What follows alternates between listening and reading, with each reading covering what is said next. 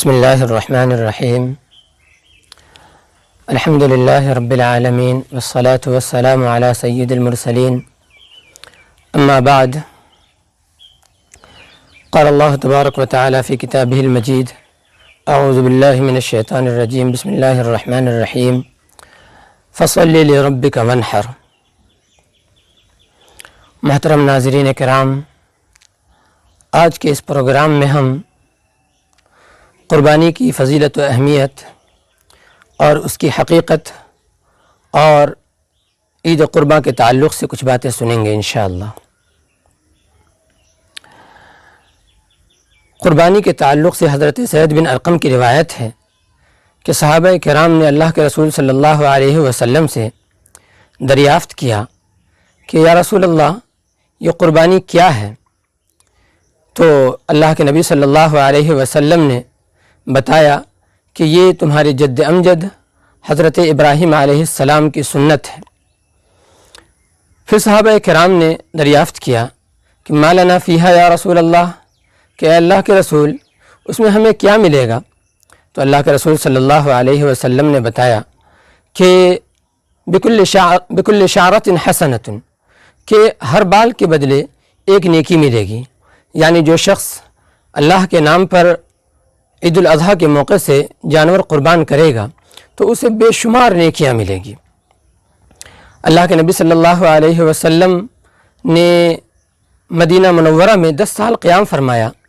اور تقریباً ہر سال قربانی کیا کرتے تھے۔ ایک دوسری روایت ہے کہ اللہ کے نبی صلی اللہ علیہ وسلم نے ارشاد فرمایا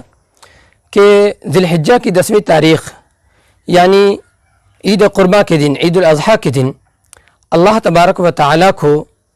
جانوروں کا خون بہانے یعنی قربانی کرنے سے زیادہ کوئی عمل محبوب اور پسندیدہ نہیں ہے۔ یہ قربانی کا جانور کل قیامت کے دن اپنے کھروں، سینگوں اور ناخنوں کے ساتھ آئے گا، لہذا ہر قربانی کرنے والے کو چاہیے کہ وہ خوشدلی کے ساتھ اچھا اور بہتر جانور قربان کرے۔ قربانی پر ابھارتے ہوئے اللہ کے نبی صلی اللہ علیہ وسلم نے ایک حدیث میں تہدیداً اور ناراضگی کا اظہار فرماتے ہوئے لوگوں کو ابھارا کہ انسانوں کو ضرور قربانی کرنی چاہیے۔ اگر کوئی شخص وسعت کے باوجود قربانی نہیں کرتا ہے تو وہ ہماری عیدگاہ میں نہ آئے۔ اللہ کے نبی صلی اللہ علیہ وسلم کی حدیث ہے کہ من وجد ساعة ان یضحی فلم یضحی فلا یقربن مصلانا، کہ اگر کسی کو وسعت ہے اور اس کے باوجود وہ قربانی نہیں کرتا ہے تو وہ ہماری عیدگاہ میں نہ آئے۔ قربانی دراصل حضرت ابراہیم علیہ السلام اور حضرت اسماعیل علیہ السلام کی اس سنت کی یادگار ہے جو حضرت ابراہیم علیہ السلام نے خواب میں دیکھا تھا کہ وہ اپنے نور نظر، لخت جگر اور فرزند ارجمند کو ذبح کر رہے ہیں، اور آپ کو معلوم ہے کہ انبیاء کے خواب وحی ہوا کرتے ہیں۔ صبح کو حضرت ابراہیم علیہ السلام نے اپنے اس خواب کا ذکر اپنے فرزند ارجمند حضرت اسماعیل علیہ السلام کے سامنے کیا جو مستقبل کے نبی تھے۔ حضرت اسماعیل علیہ السلام نے جو ہی یہ خواب سنا فوراً اپنے ابو جان سے کہا یا ابتی افعل ما تؤمر ستجدنی انشاءاللہ من الصابرین، کہ ابا جان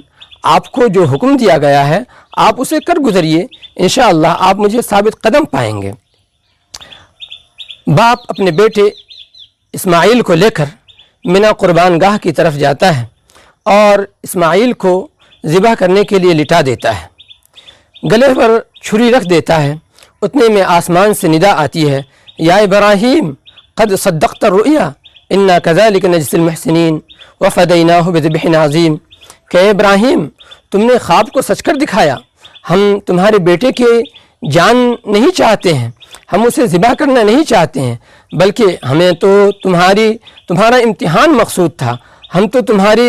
جذبے کا امتحان لینا چاہتے تھے اور تمہاری ایثار و محبت کا اور ترجیحات کا امتحان لینا چاہتے تھے۔ تم اپنے امتحان میں کامیاب ہو گئے اور یہ ہماری طرف سے یہ دمبا لو اور اسے راہ خدا میں ذبح کرو۔ حضرت ابراہیم اور حضرت اسماعیل علیہ السلام کی یہ ادا اللہ کو اتنی پسند آئی اور اتنی بھائی کہ اللہ تبارک و تعالیٰ نے قیامت تک کے لیے تمام مسلمانوں کے لیے واجب کر دیا کہ ہر عید الاضحیٰ کے موقع سے وہ قربانی کریں اور راہ خدا میں جانور قربان کر کے اس سنت ابراہیمی کو زندہ کریں۔ اللہ تعالیٰ کا یہ طریقہ ہے کہ جب بھی کوئی انسان اللہ کی بات مانتا ہے اور اس کے لیے کوئی کام کرتا ہے تو وہ اسے محبوب رکھتا ہے اور قیامت تک کے لیے اس کو جاری و ساری کر دیتا ہے، جیسا کہ حضرت ابراہیم اور حضرت اسماعیل علیہ السلام کے اس واقعے سے پتہ چلتا ہے۔ اور دراصل یہ قربانی صرف ایک جانور کی قربانی نہیں تھی، یہ قربانی ایک جانور کی قربانی نہیں ہے بلکہ انسان کے جذبات و احساسات کی قربانی ہے، اس کے خواہشات کی قربانی ہے، جیسا کہ حضرت ابراہیم علیہ السلام نے اپنی خواہشوں، تمناؤں اور آرزوؤں کو قربان کیا اور اپنے بڑھاپے کے سہارے کو قربان کرنے کے لیے تیار ہو گئے۔ تو دراصل یہ قربانی اپنی خواہشوں اور تمناؤں کو قربان کرنے کا نام ہے، اس لیے ہر شخص کو چاہیے کہ وہ جہاں جانور کی قربانی دے رہا ہو تو وہ اپنے دل میں یہ جذبہ اور حوصلہ اور عزم بھی رکھتا ہو کہ راہ خدا میں اگر ہمیں اپنی جان اور مال دینے کی ضرورت پڑے گی تو اور اپنی جان بھی دیں گے اور مال بھی دیں گے اور خوشی سے دیں گے۔ اللہ تعالی ہماری اس قربانی کو قبول فرمائے۔ وآخر دعوانا ان الحمد للہ رب العالمین۔ السلام علیکم ناظرین، اگر آپ کو یہ چھوٹی سی کوشش پسند آئی ہو تو چینل کو شیئر، لائک اور سبسکرائب ضرور کریں۔